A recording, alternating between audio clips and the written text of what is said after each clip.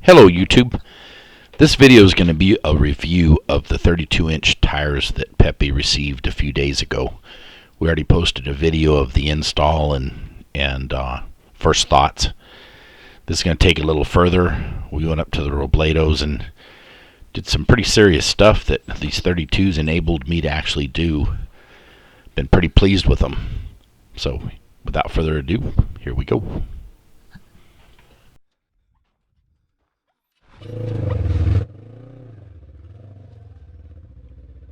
On this obstacle, I was ahead of the group and I went on down it, and everything went pretty well. And further down the canyon were steeper waterfalls. We opted to turn around. The other two guys, there was no point in them going down it because we were going to be turning around anyway. So this was coming back up. I had to bump it. It hit the skid plate. I've got a Super ATV half-inch skid plate on it, so it fared well.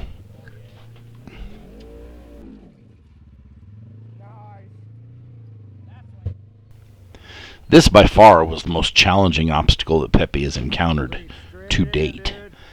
It's pretty steep drop off here. It took it pretty well. I'm sitting with 16 inches of ground clearance now.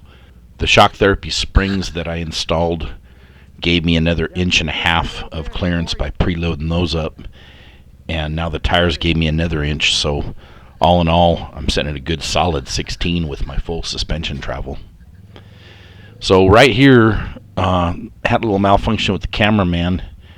The screen went blank on the GoPro and he thought it turned off, but it just went blank and he ended up turning the camera off, so we didn't get the rest of this. For this angle, this obstacle doesn't really look like much, but it has a pretty good little slant going across this area of it, and then it has another little drop off. So Sedona suggests 8 pounds of pressure in the tires. I'm running 11 right now. I thought that would be a starting point. I'm going to probably next go on down to 9 and give it a little bit more cushion it might grip a little better, but I was real happy with the gripping that I was getting. Of course, I'm still searching for the perfect tire pressure. I suspect 8 will be too light for my taste, but we'll see. The skid plates had a protrusion of about 2 inches that stuck into the front wheel well. That was making contact. I cut those off, and that eliminated that problem completely. So now we're coming up on this part of the obstacle. Got to back up a little bit to get centered. It was a pretty good turn. It has a pretty good drop off, as you will see here very shortly. Straight 'em up, straight 'em up. As many of you know, it's all about picking the perfect line, finding a line that works for the machine with the right spacing on the tires, and the line I picked for this one was on the right front tire to come down that little ridge there.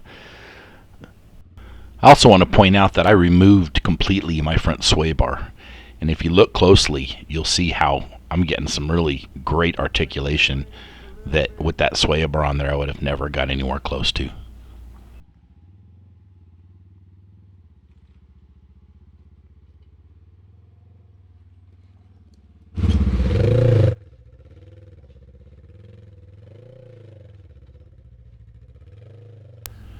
This obstacle is kind of like an uphill boulder field.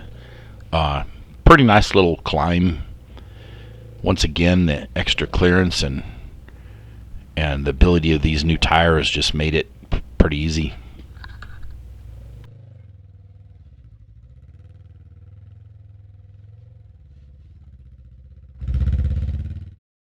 So I'm very pleased in my choice in tires. These Sedona Rock-A-Billys are doing great. The Pro Armor crawler tires I had were great tires. I would have ran them longer, but I was kind of wanting to push the machine to another level, and the 30s just weren't going to cut it. No regrets on these 32-inch tires. Polaris did a good job with this XP. It has plenty of power, and the gearing is right for the 32-inch tires. There was no noticeable loss of any kind of power or torque. I hope you enjoyed this review. Thank you for joining us.